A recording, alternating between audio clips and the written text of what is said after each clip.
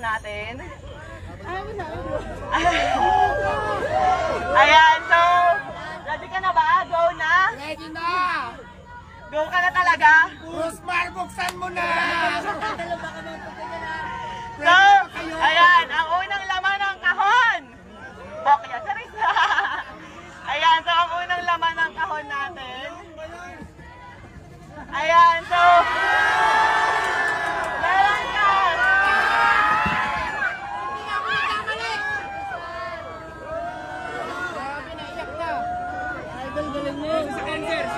Kulang pa yan, Diwata. So, para may pahinga. Marami pa akong bibigay sa'yo.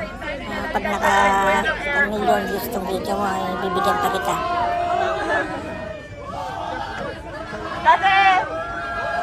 Kasi nabalitaan ko na nagpapahinga lang daw siya dito sa sasakyan, kaya ayan. Ayan, free pop host na pag pinagawa ko kay Ma'am Pierre. So, nandito siya guys, ilalagay ko sa vlog kung saan.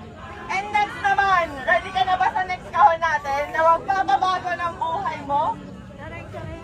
Ready ka na ba sa next kahon? Ready ka na ba sa next kahon, di ba? Ang bahay ng pangarap ko. Ready ka na ba sa next kahon natin? Ayan, pakitaas nga lang, Shaira. So, ayan. Ito na yung next natin na kahon. Ayan. Ito na yung iyak kasi ako, guys. So, ayan. 100,000. Ah! Wait lang. 100,000. 100,000.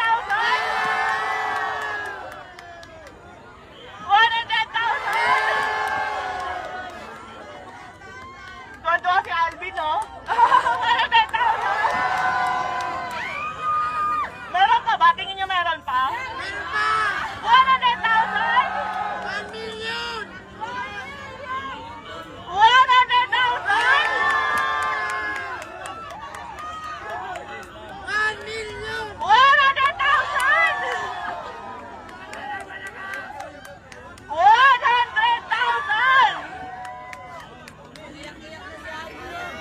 Total of 1 million Maraming salamat, madam. Na-surprise ako at nagulat naman ako sa dahil dito. para instant cash. Maraming salamat po. Naiyak po ako. Sobrang saya ko kasi pangarap ko talaga magkaroon ng bahay. Tapos hindi lang bahay yung binigay mo, madam, may pera pa. So maraming salamat po. Mababago na po talaga yung buhay ko. Thank you so much. Kaya ang sinasabi ko, kaya lagi ko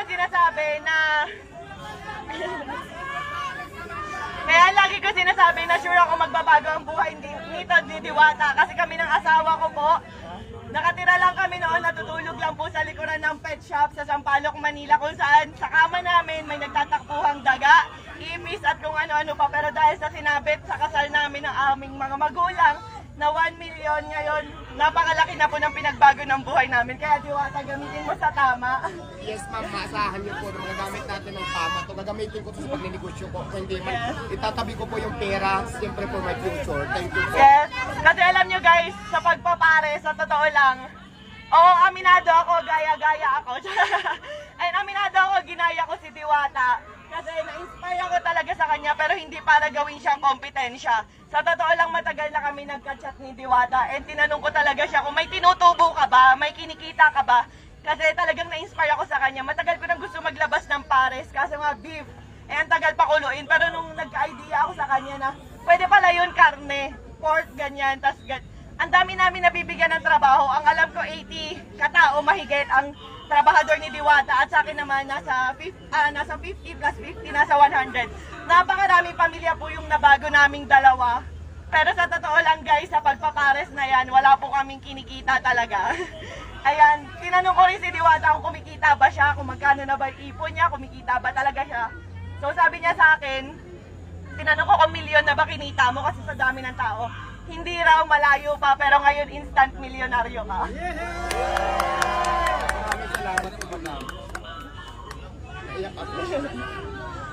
So ayan, ang total po halos ng mga natin kay Diwata at cash, lahat-lahat, nagkakahalaga lang po ng 5 million pesos.